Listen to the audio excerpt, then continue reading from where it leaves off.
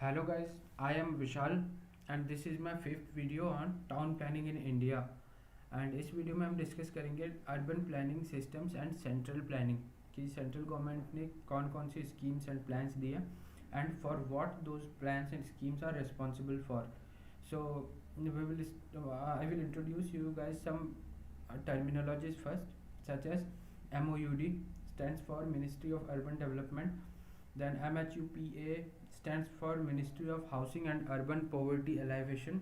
ठीक है, नाम जो इसका है ना फुल फॉर्म उससे रिलेट करो आप लोग. सो कॉमन है, याद करने की ज़रूरत नहीं है, नाम को रिलेट करो, समझ लो तो उसकी स्कीम का वर्क भी पता चल जाएगा. Then third is Niti Aayog, national institution for transforming India. This act came in 1st January 2015. Then TCPO is Town and Country Planning Organization. HUDCO is Housing and Urban Development Corporation, and CPHEO is Central Planning, Health, Education and Engineering, Education, Engineering and Environment.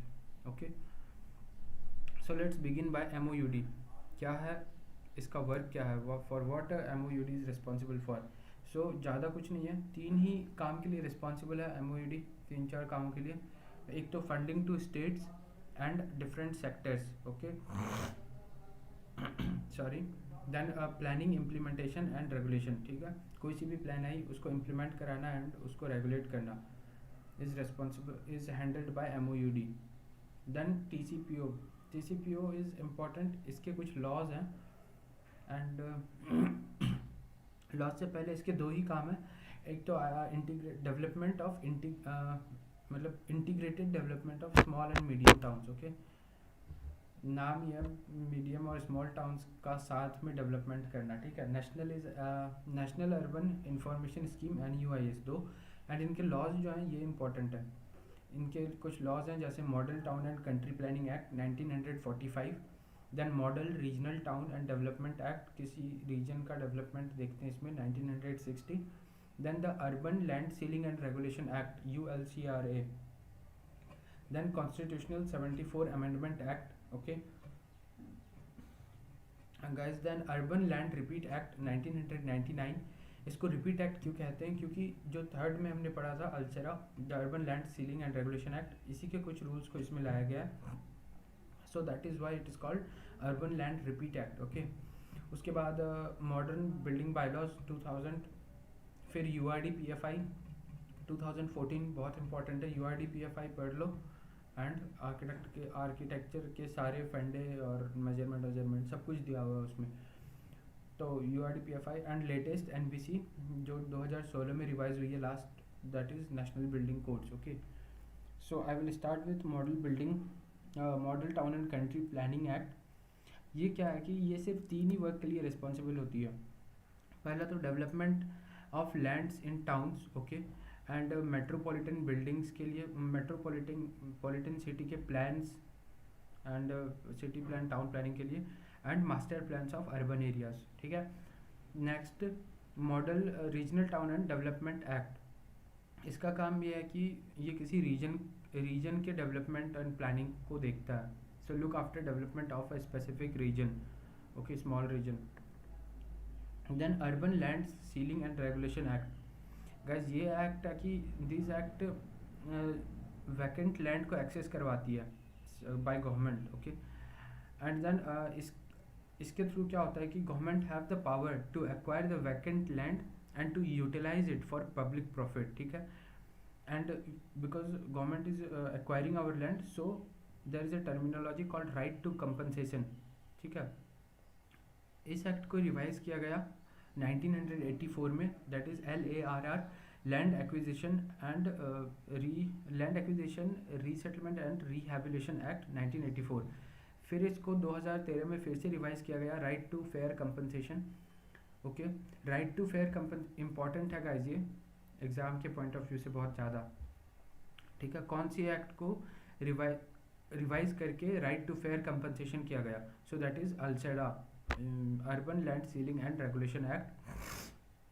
तो पहली बार इसको revise करके LARR 1984, then 2013 में right to fair compensation. अब right to fair compensation में क्या होता है कि अगर गवर्नमेंट किसी की किसी ऐसे का लैंड एक्वायर कर रही है जो अर्बन एरिया में रहता है, so according to this plan scheme जो उसको कंपनसेशन मिलेगा वो 2 times of the market price मिलेगा। एंड इफ़ किसी ऐसे का एक्वायर कर रही है कि वो बंदा रूरल एरिया में पुअर है, विलेज में रहता है, तो उसे 4 times of the market price मिलेगा। ठीक है, so in this government has the power और even private authority can also take acquire our land, but for acquiring see urban area में अगर एक्वायर करते हैं तो जो कंपनसेशन है वो देना मुश्किल है, क्योंकि वैल्यू बहुत ज़्यादा होती है अर्बन लैंड्स की।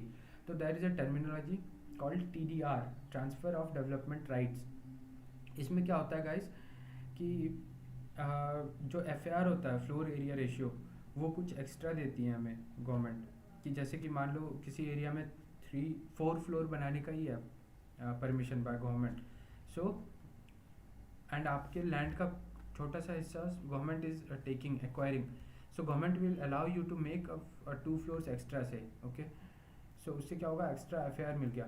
And why it is called transfer development right, क्योंकि ये ट्रेडेबल है, इसको हम ट्रांसफ़र कर सकते हैं, इसका धंधा कर सकते हैं गाइस, इसको आप बेच सकते हो एंड इसकी जो कीमत होती है वो बहुत ही ज़्यादा होती है। ठीक है, तो that is a quite different topic TDR, मैं अपने आने वाले वीडियोज़ में बताऊँगा। I will move to next, that is Constitutional 74 Amendment Act. Okay, so इसका ये है कि इसमें गवर्नमेंट ने ULBs लाई। ULBs होती हैं अर्बन लोकल बॉडीज़, जैसे कि DLF, अंसल।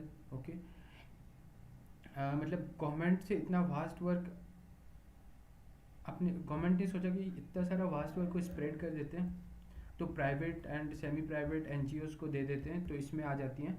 ये लोग फिर हाउसिंग का देखती हैं अपने लॉज से, हाउसिंग के देखते हैं हाउसिंग सेक्टर को। जैसे इसमें आ जाता है, इसमें 3 आते हैं, महानगर नगर निगम आता है, महानगर निगम, देन नगर पालिका एंड नगर पंचायत।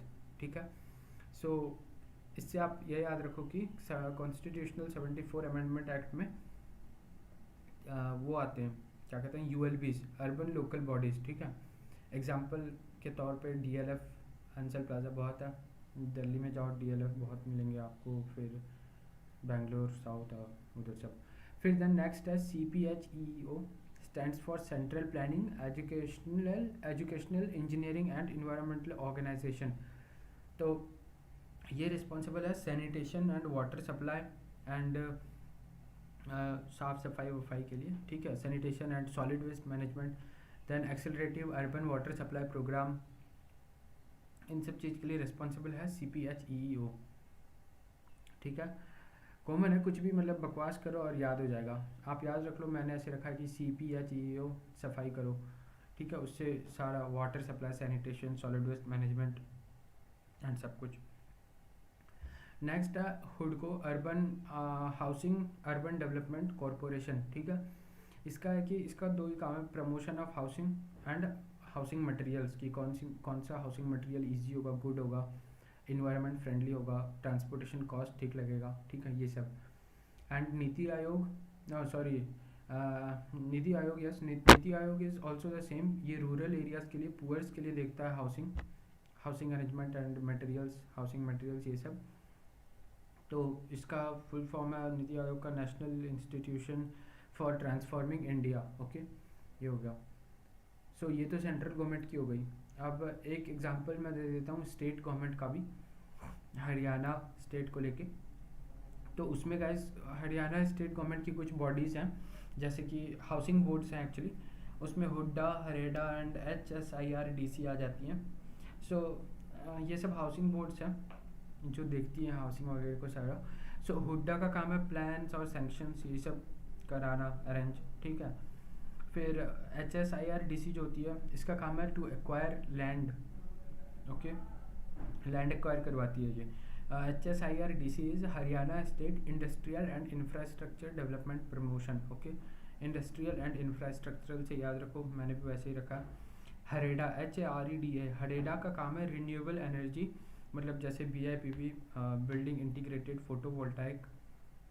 ठीक है, अच्छा, इससे मुझे एक याद आ रहा है, BIPV, बिल्डिंग इंटीग्रेटेड फोटोवोल्टाइक, ये एग्जांपल है इसका। इसकी एक बेस्ट एग्जांपल है एप्पल पार्क, जो कि कैलिफोर्निया में बनी है, इसको बनाया था नॉर्मन फोस्टर ने, आई गेस, या नॉर्मन फोस्टर नहीं, एक बार देख लेना।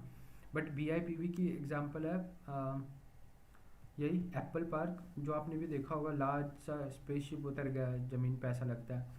तो that is building integrated photovoltaic system. Exam में आया हुआ क्वेश्चन है ये, ठीक है।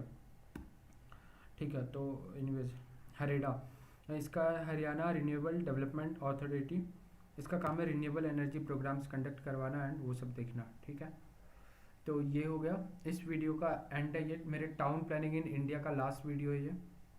इसके बाद टाउन प्लानिंग ख़त्म नहीं हुई है, बट ये इंडिया वाली जो वीडियो है इसका एंड है। इसके बाद वाले वीडियो में मैं गाइस डिस्कस करूँगा अर्बन स्ट्रक्चर्स, जो कि डेफिनेटली बहुत इंपॉर्टेंट है। उसमें अपना जो डिफरेंट थ्योरीज टाउन प्लानर्स ने एंड आर्किटेक्ट्स ने अपने कॉन्सेप्ट्स और थ्योरीज दिए थे, जैसे कि वैन थनन मॉडल था एक, ठीक है। फिर वो सेंट्रल बिजनेस डिस्ट्रिक्ट वाला वैन थनन मॉडल, उनकी एक ग्राफ है जो कि डेफिनेटली इंपॉर्टेंट है।